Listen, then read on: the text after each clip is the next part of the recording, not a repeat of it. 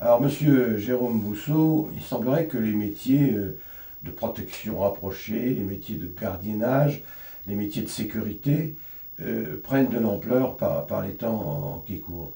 Est-ce que c'est bien le cas? Est-ce que c'est bien la vérité que ce genre de profession monte en puissance en ce moment?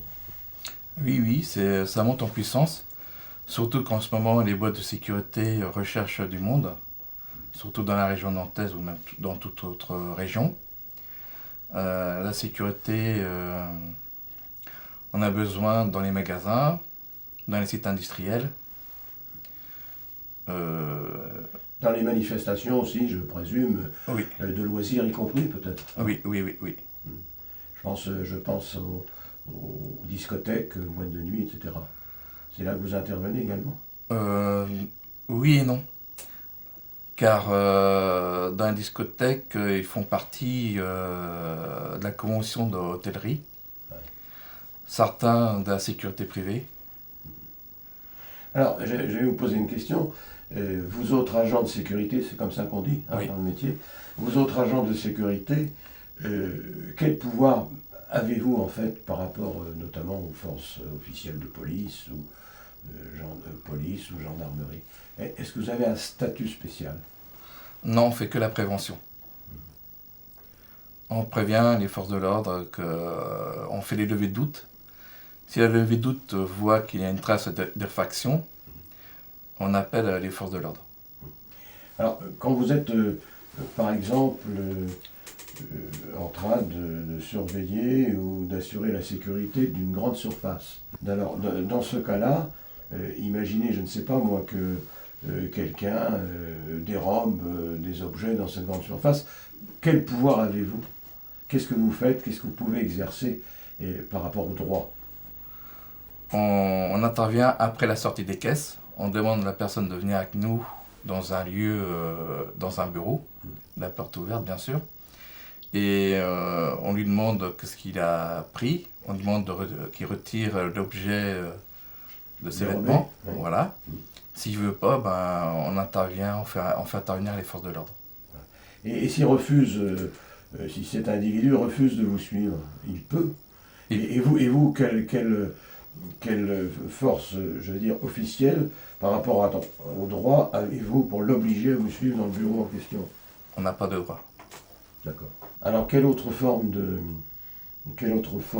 gardiennage pouvez-vous assurer? Sécurité industrielle ou logistique. On est dans une guérite à l'accueil. On filtre les personnes qui rentrent et qui sortent. Et on vérifie les camions et les véhicules.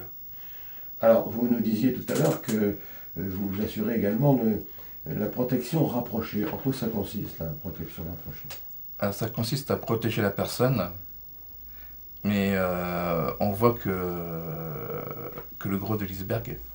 Mais on voit pas aussi qu'on protège aussi la famille, Mhm.